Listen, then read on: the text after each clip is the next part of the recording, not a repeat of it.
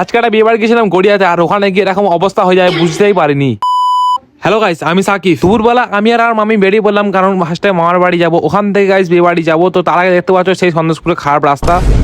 আর অনেকদিন আগে একটা তোমাদের ভিডিও আমি দেখেছিলাম যে আমি আর আমার মামা যাচ্ছিলাম একটা ওলা স্কুটি বুক করতে, আর এটাই হলো সেই ওলা স্কুটি গাইস। দেখতে পাচ্ছ আমি আর আমার পাপা আজকে আমি যাবো বিয়ে বাড়িতে গড়িয়াতে, আজকে স্কুটিটাই নিয়ে যাবো আর বেরিয়ে পড়েছি। তাই জন্য আমি আর পাপা যাচ্ছি, আর একটা মামারা যাচ্ছে একটা বাইকে করে, দেখতে পাচ্ছ। তারপর 1 ঘন্টা পর চলে এলাম ফাইনালি আমরা বিয়ে বাড়িতে। দেখতে পাচ্ছ সামনে রয়েছে গেট, আর আমরা ঢুকে গেলাম ভিতরে। ঢুকে দেখলাম এখানে পেয়ারে কাবাব রয়েছে, আর এখানে তোমার জুস রয়েছে, একটা লস্যি মতন। এদিকে স্টার্টারটা ছিল, তাই জন্য খেয়ে নিলাম গরম গরম পকোড়া। আর গরম গরম পকোড়া খেয়ে এত গরম হচ্ছিল তাই না আইসক্রিম দেখতে পেয়ে আইসক্রিমটাও খেয়ে নিলাম। আর তারপর চলে এলাম মেন কোর্সের দিকে, তোমার বিরিয়ানি খাওয়ার জন্য। কিন্তু গাইস বিরিয়ানি নিয়ে তো ফেঁসে গেছিলাম, খেতেই পারছিলাম না। যাই হোক করে খেয়ে শেষ করলাম গাইস।